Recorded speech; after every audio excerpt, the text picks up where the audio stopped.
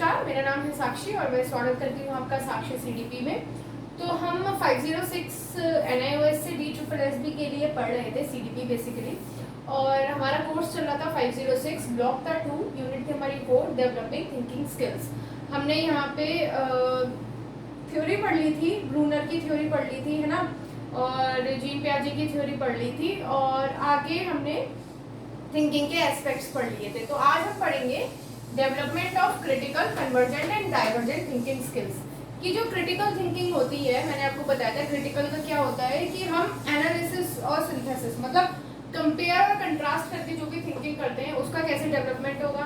Convergent यानी जिसका एक आंसर होता है वैसी थिंकिंग कैसी होगी। डाइवर्जेंट जो अलग अलग एस्पेक्ट में जाती है उसकी थिंकिंग का डेवलपमेंट कैसे होगा। तो सबसे पहले पढ़ लेते हैं क्रिटिकल थिंकिंग। अच्छा, क्रिटिकल थिंकिंग है क्या? क्रिटिकल थिंकिंग में हम करते हैं रिफ्लेक्टिव। आपको ध्यान है मैंने रिफ्लेक्टिव का एग्जांपल दिया था कि हम एक्सपीरियंस, पहले किसी चीज का एक्सपीरियंस करते हैं फिर उसका जजमेंट देते हैं। फिर हमने बागवान का मैंने आपको एग्जांपल दिया था कि बागवान में अमिताभ बच्चन ने टेस्ट ड्राइव ली थी। तो मतलब पहले उसने क्या किया, गाड़ी का एक्सपीरियंस किया, फिर अपना जजमेंट दिया कि भाई साहब आपकी गाड़ी तो बहुत अच्छी है ना।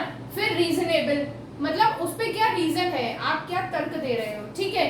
रेशनल थिंकिंग, इस और रेशनल थिंकिंग जो आपकी होती है, जो लॉजिकल थिंकिंग होती है, उससे आप क्या करोगे, टू गैदर, जिससे इंटरप्ट एंड इवैल्यूएट इंफॉर्मेशन। आप क्या करोगे, जो आपके पास इंफॉर्मेशन है उसको क्या करोगे, इवैल्यूएट करोगे और फिर उससे एक जजमेंट को दोगे।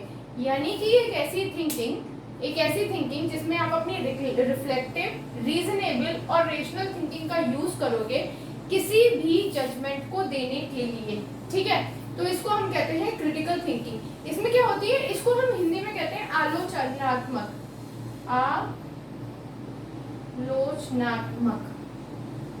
ठीक है।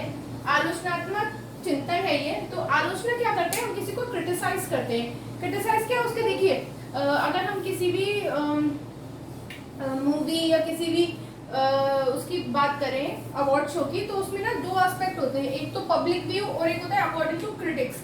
क्रिटिक्स मतलब क्रिटिक्स उसके बारे में क्या सोचते हैं, यानी वो उसके दोनों पहलुओं पे जाएंगे, पॉजिटिव निगेटिव, या मतलब और कहानी कैसी थी, मतलब उसके ऑल ओवर जितना भी उसका एस्पेक्ट है उसको छुएंगे, ठीक है। तो ऐसी क्रिटिकल थिंकिंग होती है जिसमें हम क्या करते हैं, किसी भी प्रॉब्लम के जजमेंट जाने से पहले हम अपनी तीनों थिंकिंग स्किल्स लगाते हैं, जिसे हम कहते हैं RRR। ये आलिया भट्ट वाली मूवी नहीं है RRR, इसमें है R for reflective, R for reasonable और R फॉर रेशनल, ठीक है।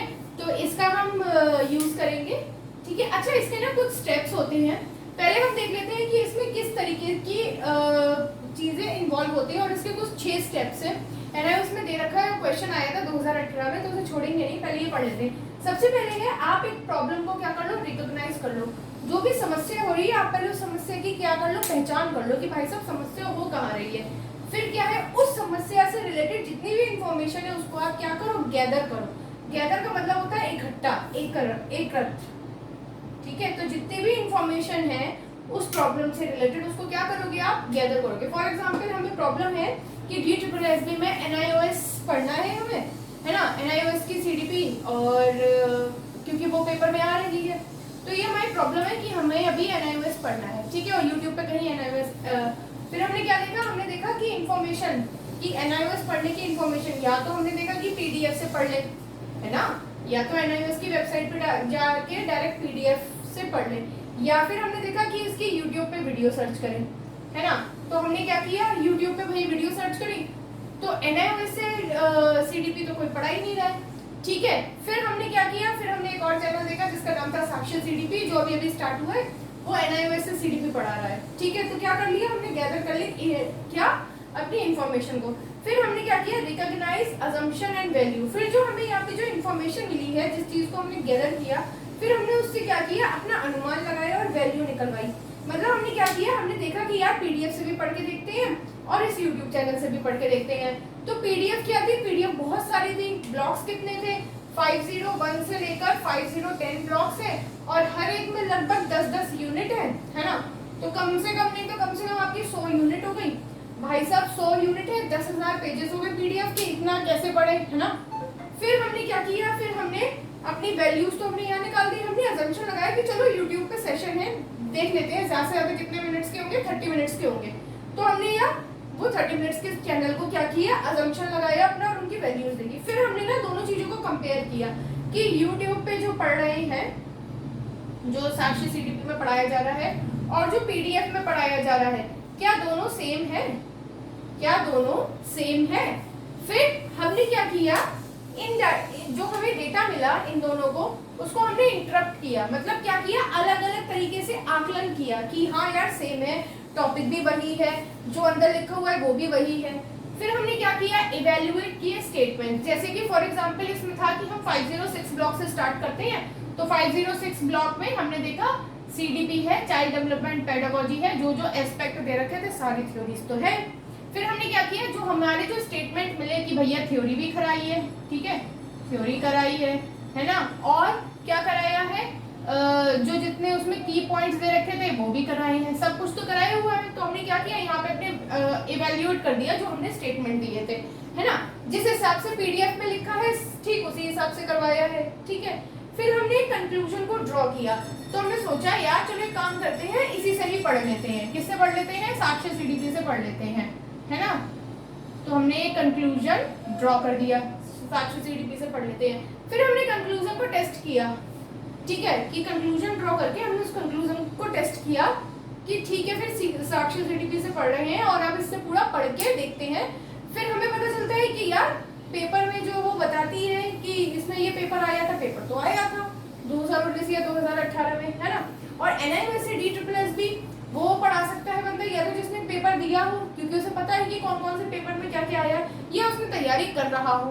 तो यहाँ पे हमने अपने कंक्लूजन को क्या किया, टेस्ट किया, ठीक है। आप ये नहीं क्रिटिकल थिंकिंग, फटाफट से एक बार से समझ लेते हैं। 3 R का यूज होगा, RRR, है ना, आलिया भट्ट की मूवी नहीं है, रिफ्लेक्टिव, रीजनिंग और रेशनल थिंकिंग का। फिर क्या करेंगे, जो भी हमें इंफॉर्मेशन मिलेगी उसको गैदर करेंगे, इकट्ठा करेंगे, इवेल्युएट करेंगे और जजमेंट देंगे, ठीक है। क्या है, एक प्रॉब्लम को रिकॉग्नाइज करेंगे सबसे पहले कि भैया एनआईओएस से सीडीपी पढ़नी है, यही दिक्कत है हमारी, सीडीपी तो हमने पढ़ रखी है लेकिन एनआईओएस की सीडीपी थोड़ी अलग है, तो ये हमारी प्रॉब्लम है, ठीक है। फिर हमने इन्फॉर्मेशन गैदर करी कि कहाँ कहाँ से पढ़ सकते हैं, फिर हमने असम्पशंस लगाए, है ना, फिर हमने कंपेयर किया, फिर हमने डेटा को इंटरप्ट किया, फिर हमने इवेल्युएट किया अपने स्टेटमेंट, फिर कंक्लूजन निकाला और एंड में हमने अपने कंक्लूजन को टेस्ट कर लिया। तो ये थी क्रिटिकल थिंकिंग। इसके बाद हम इसके स्टेप्स पढ़ेंगे, फिर कन्वर्जेंट और फिर डाइवर्जेंट। आज का सेशन थोड़ा छोटा रखेंगे, ठीक है। चलिए आ जाते हैं डेवलपमेंट ऑफ क्रिटिकल थिंकिंग। तो इसकी ना कितने 6 स्टेजेस हैं, कितने स्टेजेस हैं, 6 स्टेजेस हैं, ठीक है। इसको पढ़ लेते हैं। क्या है, स्टेज 1 है द अनरिफ्लेक्टिव थिंकर। पहले आते हैं द अनरिफ्लेक्टिव थिंकर। अब ये क्या होते हैं, इनको ना प्रॉब्लम, अभी ना ये प्रॉब्लम के बारे में क्या है, अनअवेयर है, अभी इन्हें प्रॉब्लम नहीं पता, इनकी सोच में अभी प्रॉब्लम आई नहीं है, अभी ये प्रॉब्लम के बारे में सोच ही नहीं रहे हैं, ठीक है। सेकंड आता है द चैलेंज। अब चैलेंज थिंकर कौन होते हैं, ये aware by the problem in thinking. अब इनके ना दिमाग में ना प्रॉब्लम आ गई है कि भैया ये हमें ना ये दिक्कत है ना। फॉर एग्जाम्पल, अब इसका एग्जाम्पल मैं बताऊंगी, पहले अच्छे से समझ लेते हैं। थर्ड है द बिगिनिंग थिंकर। अब ये क्या करते हैं, improve but without regular practice. ये ना प्रॉब्लम तो आ गई है, प्रॉब्लम पे ये काम भी करने लगे हैं लेकिन इसकी ना रेगुलर प्रैक्टिस नहीं कर रहे हैं, ठीक है। फिर आ रहा है द प्रैक्टिसिंग थिंकर। अब प्रैक्टिसिंग थिंकर क्या है, ये समझ चुके हैं कि भैया अगर रेगुलर प्रैक्टिस नहीं करें तो हमारा काम नहीं चलेगा, ठीक है। तो ये क्या समझ गए हैं कि नेसेसरी है रेगुलर प्रैक्टिस की। फिर उसके बाद आते हैं द एडवांस थिंकर। अब एडवांस थिंकर क्या होते हैं कि प्रैक्टिस करते करते क्या हो जाते हैं, बड़े एडवांस हो जाते हैं। फिर आते हैं the master thinker. Master thinker क्या होते हैं कि जो चीज उन्होंने प्रैक्टिस करी है ना, वो ना उनके नेचर में आ जाती है और वो उसे आग बंद करके कैसे भी कर सकते हैं, सोते सोते भी उस चीज को कर सकते हैं। देखिए इसको एक अच्छे से एग्जांपल से समझ लेते हैं। अनरिफ्लेक्ट थिंकर क्या है, हमने मान लीजिए फॉर्म भरा है DSSS का, ठीक है, पेपर आने वाला है, मतलब फॉर एग्जांपल अभी नोटिफिकेशन नहीं, कैलेंडर जारी हो गया है ना DSSS का, तो अभी हम अनअवेयर है अभी अपनी प्रॉब्लम से कि भैया DSSS का नोटिफिकेशन आएगा तभी स्टार्ट करेंगे, है ना, मतलब अभी हमारे दिमाग में है नहीं कि हम उसके लिए पढ़ते हैं, ठीक है। फिर चैलेंज थिंकर क्या होगा, एकदम से ना उन्होंने क्या करा, अपने फॉर्म भरने की डेट डाल दी, नोटिफिकेशन आ गया, ठीक है। तो जब आपके फॉर्म भर गया तब आपके दिमाग में ये प्रॉब्लम आ गई कि भैया फॉर्म तो भर लिया है, पढ़ाई तो करें, है ना। फिर आपने क्या किया, बिगनिंग थिंकर में आ गए आप। अब इसमें क्या किया आपने, क्या किया, पढ़ाई स्टार्ट कर दी, है ना। क्या था, मतलब पार्ट ए और पार्ट बी दोनों की पढ़ाई स्टार्ट कर दी आपने, ठीक है। लेकिन कभी कर रहे हैं, कभी मन हुआ, कभी नहीं हुआ, क्यों, क्योंकि फॉर्म है, आपने सुना कि दिसंबर में होगा पेपर, तो अब तो बहुत टाइम है। तो अभी आप धीरे धीरे कर रहे हो। फिर क्या हुआ, फिर आप 1 महीना बीत गया, 1.5 महीना बीत गया, बढ़िया दिन पास आ रहे। फिर आपने क्या किया, रिकॉग्नाइज कर लिया कि भैया जब तक आप रोज प्रैक्टिस नहीं करोगे ना तब तक DSSS भी निकलेगा नहीं। तो इसलिए आपने क्या किया, रोज प्रैक्टिस करनी स्टार्ट कर दी। फिर एडवांस क्या हो गए, अब जैसे जैसे पेपर पास आ गया आपने टेस्ट पेपर लगाने शुरू कर दिए है ना, सीरीज लगानी शुरू कर दी। तो जिससे क्या हो गया, आप एडवांस हो गए प्रैक्टिस में, है ना। फिर क्या हुआ, मास्टर थिंकर वो लोग होते हैं जिनके दिमाग में, अब आपने इतना पढ़ ली CDP, इतना पढ़ ली CDP कि आपके नेचर में घुस गई है। अब आपको अगर DSSS में आपको पता ही है कि 120 मिनट्स में कितने 200 क्वेश्चंस करने होते हैं, ठीक है। अगर आपने पार्ट ए में ही अगर आपने 70 मिनट लगा दिए तो आप आराम से बाकी के CDP के क्वेश्चन को कर जाओगे। क्यों, क्योंकि आपकी मास्टर स्किल्स आ गई हैं, आप क्रिटिकल थिंकिंग में मास्टर्स हो गए हो। तो आप आराम से, अगर आपको 30 मिनट्स का भी समय मिल रहा है तो आप 100 क्वेश्चन आराम से कर जाओगे। कैसे आप रखेंगे इसे, जैसे क्या होता है कि आप देखते हैं कि बीपी की प्रॉब्लम होती है ना, बीपी की प्रॉब्लम से शुगर की भी, जैसे ऐसे समझ लीजिए। अच्छा, कैसे याद रखेंगे इसे, इसके लिए कुछ ज़्यादा निमोनिक मैंने ट्रिक लगाई है। जैसे जिसको ना बीपी की प्रॉब्लम हो जाती है तो उससे कहते हैं कि भैया थोड़ा मॉर्निंग वॉक वगैरह करो, है ना, और वॉक करो, चलते फिरते रहो, है ना, तभी तो हेल्दी खाओ। तो क्या होता है, यूसी का मतलब आपने देखा बीपी, आपने देखा अपना बीपी, है ना। अब AM वाली वॉक स्टार्ट कर दो। AM PM होता है ना, AM PM, AM बोले तो मॉर्निंग और PM बोले तो इवनिंग, तो AM। अब आप मॉर्निंग वॉक स्टार्ट कर दो। UC आपने देखा BP को, अब AM वाली वॉक स्टार्ट कर दो, UCBPAM, ठीक है। तो ये थी हमारी फटाफट से क्रिटिकल थिंकिंग की 6 स्टेजेस। ओके, अब क्या करेंगे, अब हम पढ़ेंगे कन्वर्जेंट थिंकिंग और फिर पढ़ेंगे डाइवर्जेंट थिंकिंग। ओके, चलिए फ्रेंड्स फटाफट से पढ़ लेते हैं कन्वर्जेंट और डाइवर्जेंट थिंकिंग में। कन्वर्जेंट का मतलब होता है संकुचित, जिसको हम इंग्लिश में कह सकते हैं नैरो, ठीक है। इसमें इस टर्म को कॉइन किया था, यानी इस टर्म को बताया था जेपी गिलफर्ड ने। इन्होंने बताया था जेपी गिलफर्ड ने। अच्छा, ये टर्म्स है ना, इनको ना याद रखिएगा, क्योंकि कभी कभी क्या होता है, कुछ ऐसे क्वेश्चन आ जाते हैं, जैसे कि यूपी टेट का अभी जो पेपर हुआ था, जो आउट हुआ था, उसमें ब्रेन स्टॉर्मिंग का क्वेश्चन आया था कि ब्रेन स्टॉर्मिंग को किसने दिया था, ठीक है। तो ऐसे इन टर्म्स को याद रखिएगा कि जो कन्वर्जेंट थिंकिंग है ये दी है जेपी गिलफर्ड ने, ठीक है। कन्वर्जेंट थिंकिंग बोले तो जेपी गिलफर्ड, ठीक है। ये डाइवर्जेंट के बिल्कुल ऑपोजिट होती है। इसमें क्या करते हैं, हम करेक्ट आंसर ढूंढते हैं। जैसे कि फॉर एग्जांपल क्या होता है, बताती हूँ ये क्या है। ये फोकस करता है आपकी स्पीड पे, ठीक है, आपकी स्पीड कितनी है, आपकी एक्यूरेसी कितनी है, आपकी लॉजिक कितना है।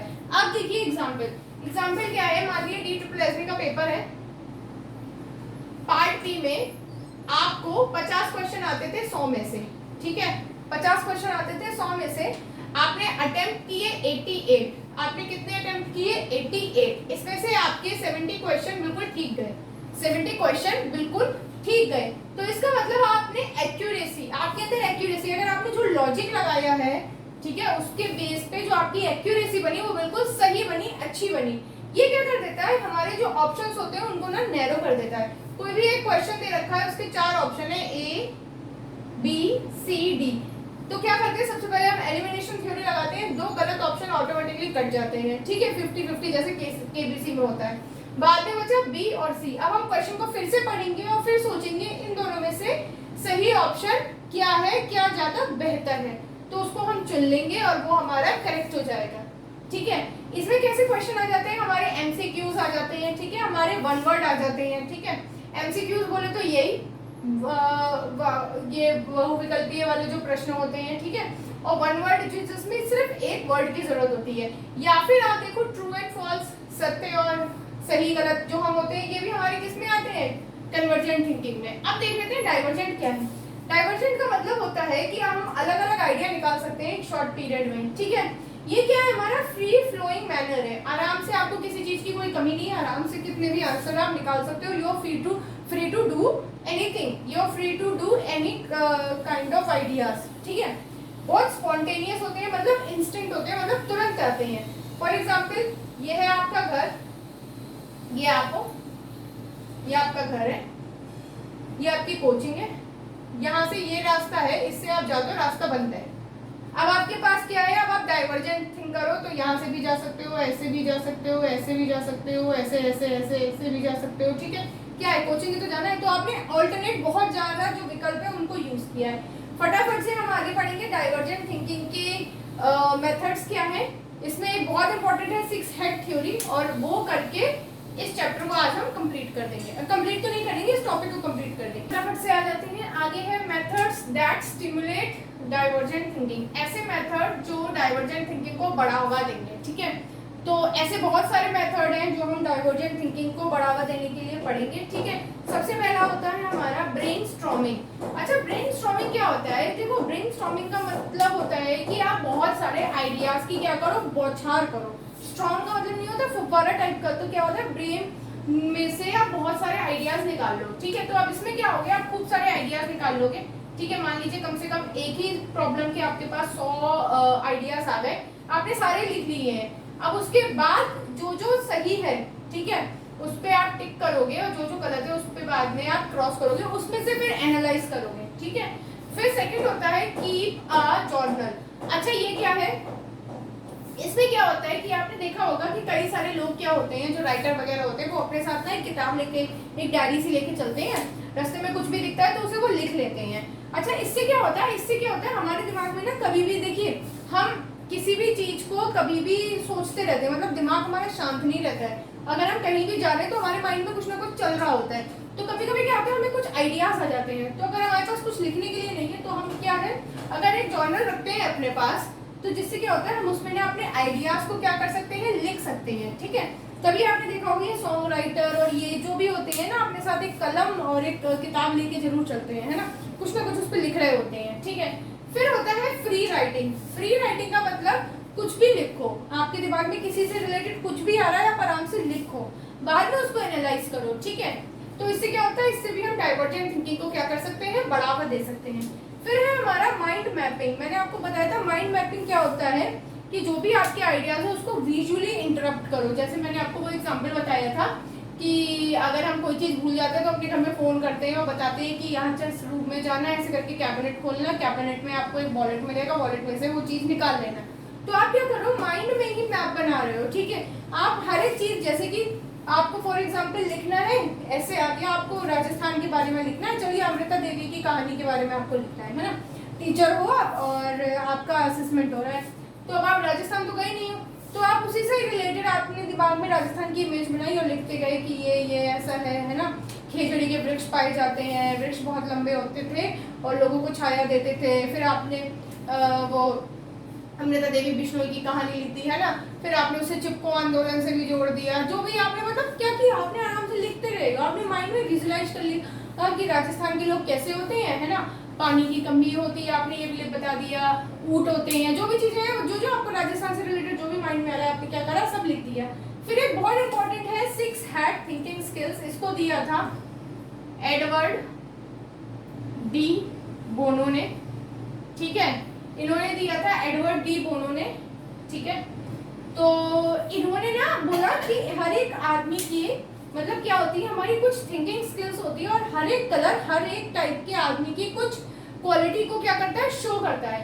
तो उन्होंने बताया कुछ 6 कलर है, white, red, yellow, black, blue और ग्रीन, ठीक है। White, red, yellow, black, blue, green, ठीक है। तो उन्होंने बोला अगर व्हाइट थिंकिंग स्किल्स है तो इसका मतलब है बहुत सारा डेटा है। आपने सुना होगा व्हाइट हेड जूनियर, ठीक है, हेड यही वाली हेड हो गई वो, और व्हाइट, ओके। तो व्हाइट हेड जूनियर से याद रखिएगा, वहां पे बहुत सारा डेटा होता है ना, क्योंकि वो कोडिंग और ये म्यूजिक वगैरह से रिलेटेड है ना। तो व्हाइट हेड जूनियर। सेकंड आती है आपकी रेड हेड। रेड हेड क्या करती है, इंसान की फीलिंग और इमोशन से खेलती। वैसे भी रेड क्या कलर होता है, red is a colour of love, प्यार का कलर होता है। प्यार में क्या होता है, प्यार में हमारी फीलिंग्स भी होती है, हमारे इमोशंस भी होते हैं, ठीक है। तो रेड हमारा किससे रिलेटेड हो गया, फीलिंग और इमोशन से। अब आता है येलो। येलो क्या होता है, येलो होता है ऑप्टिमिस्ट, मतलब आशावादी, ठीक है। तो येलो कलर किसको रिप्रेजेंट करेगा, येलो हैट ऑप्टिमिस्ट को, ठीक है। फिर आती है ब्लैक। अच्छा, ब्लैक हैट कौन सी होती है, वो लोग जो क्रिटिकल जजमेंट देते हैं, ठीक है, जो ना क्रिटिकल जजमेंट देंगे, जैसे कि आलोचनात्मक अपना निर्णय देंगे, वो क्या होंगे, ब्लैक। ब्लू किनको मिलेगी, जो सोचने के बारे में सोचेंगे। अच्छा, इसको एक और टर्म है, वो कहते हैं मेटा कॉग्निशन, ठीक है, आपने टर्म सुना होगा मेटाकॉग्निशन। मेटाकॉग्निशन ही ये टर्म है जिसमें हम सोचने के बारे में सोच रहे हैं, मतलब हम क्या सोच रहे हैं वो हम सोच रहे हैं किसमें, मेटाकॉग्निशन में, थिंकिंग अबाउट थिंकिंग। ग्रीन मेरा फेवरेट, ग्रीन क्या है, ये क्रिएटिव थिंकिंग को बताता है। अगर किसी के पास ग्रीन हेड है तो इसका मतलब ये है कि वो बहुत क्रिएटिव थिंकर है, अलग अलग तरीके से लीक से हटके कुछ नया करके कुछ अच्छे से करके है ना कि थिंकिंग करता है। ठीक है, तो कैसे याद रखेंगे फटाफट से, एडवर्ड डी बोनो ने दी है 6 हेड। ठीक है, white head junior data, red love यानी feeling emotion, yellow optimist, black क्या होता है क्रिटिसाइज करते हैं ना क्रिटिकल थिंकिंग, ब्लू क्या होंगे सोचने के बारे में सोचना मेटाकॉग्निशन, ग्रीन क्या होते हैं क्रिएटिव थिंकर। ठीक है, आज के लिए इतना ही। अब हम कल ये यूनिट खत्म कर देंगे। ठीक है, तब तक के लिए आप चैनल को लाइक शेयर और सब्सक्राइब करते रहिएगा। खुद भी पढ़िए, दोस्तों को भी पढ़ाइए, और ट्रस्ट में एक बार एनालिसिस उठा के देखिए कि कोई भी पॉइंट छोड़ा नहीं गया है, सारे पॉइंट को यहाँ पे कवर किया गया है। और सपोर्ट कीजिए चैनल को। ठीक है, तब तक के लिए अपना ख्याल रखिएगा। ओके, नमस्कार।